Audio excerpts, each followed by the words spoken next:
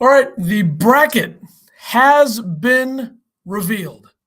The 2022 NCAA tournament field is set. I don't think there's as much controversy with it as people may have thought there would be. So you look at the various seedings. I'm going to put a hat on here. My hair looks, how you say, atrocious. All right. Just going to throw this thing on backwards. Why not? It looks kind of dumb, but I don't care that much. All right. Bracket is set. This is just a short bracket breakdown show.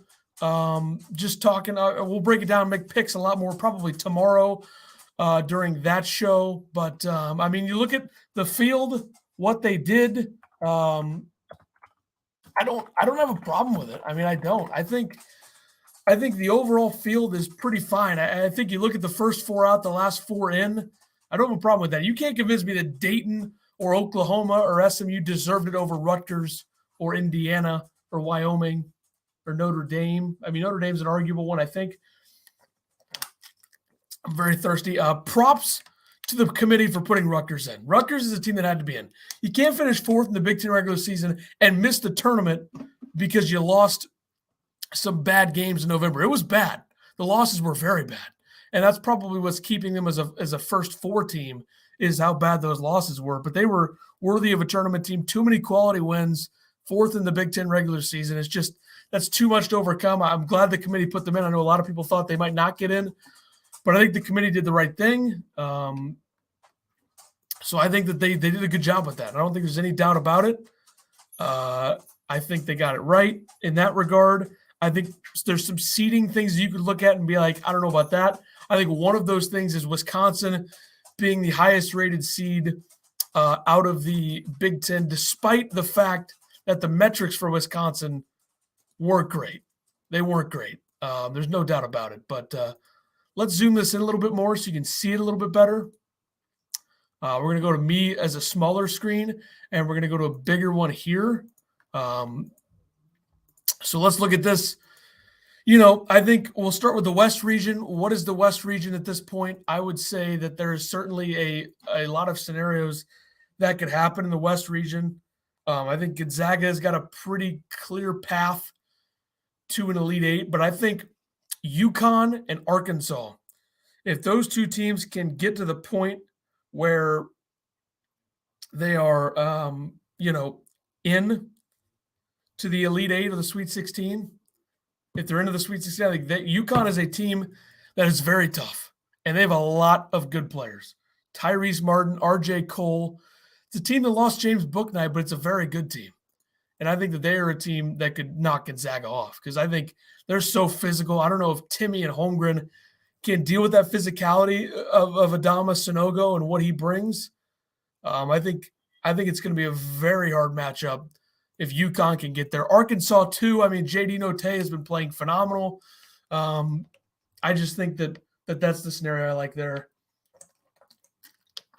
I would say moving along and moving forward from that, the 8-9 in this bracket, Boise State-Memphis is a good matchup. Boise State's a good team. I think Memphis is playing really well. I'm interested to see how Memphis shows up in this scenario where they're into the tournament in an 8-9 spot. I don't think Boise State or Memphis have a chance against Gonzaga, but who knows, I suppose.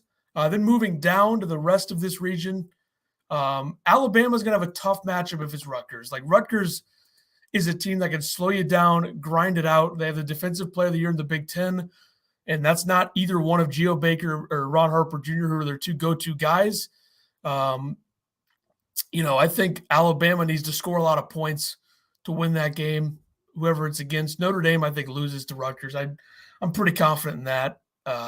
Texas Tech, Montana State. I mean, Texas Tech's defense is just too good. I think Texas Tech's going to get to the Sweet 16 fairly easily, I would say. That'd be my guess.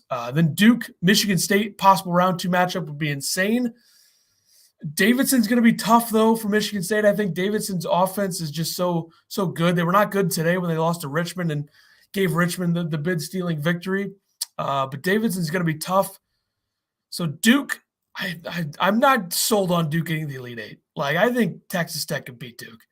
I don't know if Michigan State could, but I think Texas Tech could certainly beat Duke. I don't think there's any doubt about that. Let's look down here, left side, East region. Baylor. I think Baylor has so many injuries to the point where I don't think that they're going to get to the Elite Eight. I think they'll get knocked off. UCLA should get to the Sweet 16. Depending on who it is, North Carolina and Marquette, I think one of those two teams could really fight Baylor to the end. But I think UCLA and St. Mary's are two teams I would like to beat Baylor in the Sweet 16 if that matchup came to fruition. Virginia Tech, I think, will beat Texas. That's an upset pick that I'm just going to throw out there now that I'm pretty confident in. I don't see this Tech. I see back-to-back first-round exits for Texas. It's just the way it is, the way I see it. Virginia Tech, hot team, great shooting. No doubt about it. Purdue should cruise past Yale. I don't see any issues there. Murray State, San Francisco, I think it's going to be a fun matchup and a good matchup. It's two teams I've really liked all season, but I don't love that the committee did that. I think both of those teams deserve a chance to get to the second round. But I guess it is what it is, right? So that is what it is. Kentucky, St. Peter's a grinded out team. They just don't have the guys. Kentucky should – I think Kentucky-Purdue Sweet 16 matchup, I'd love Kentucky in that game. I just think they're better. Purdue's execution late, the way Purdue's playing, I feel like they're freelancing a lot. I don't think Matt Painter's doing enough to help his team succeed right now. So I think Kentucky comes out of this one probably. But you never know. And I'm just going, off the cuff here. I'm not really analyzing it. Tomorrow when we're live, I'm assuming we'll be live tomorrow. That'll be a longer and much more intricate show. All right.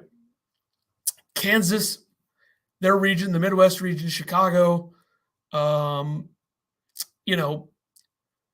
Diego State Creighton's going to be a good game. Ryan Nimar being out hurts Creighton a lot, but they've had the emergence of Kalkbrenner, the emergence of Kaluma. I think they're going to be a hard team for San Diego State to beat. But with the way the Creighton shot in the Big East Championship, I'm not so sold on their shot-making ability right now against especially a defensive team like San Diego State. That could be an issue. Iowa, they should annihilate Richmond. Providence, South Dakota State. South Dakota State's going to be a very popular upset pick. They have guys. Zeke Mayo, Baylor Shireman, they have guys. South Dakota State's an elite mid-major team. Now, do they beat Providence? I'm not so sure because it's going to be such a popular upset pick. It's one of those picks where you're not really sure you want to take it. I'm just not so sure. Told you I was thirsty. LSU, Iowa State. Iowa State was underseeded, I think. I think they're a 9 or a 10. They're 9-8 in quad one. That's pretty impressive. I think Iowa State has a good chance to win this game. It'll be a grinded out game, though. Wisconsin should have no problem getting to the Sweet 16, I don't think. And then I think Auburn cruises there as well. I think Auburn beats Wisconsin. I think Iowa beats Kansas. I think we have an Auburn, Iowa. Bruce Pearl, Fran McCaffrey, two of the most hated coaches in the Illini lore, if you pay attention to that.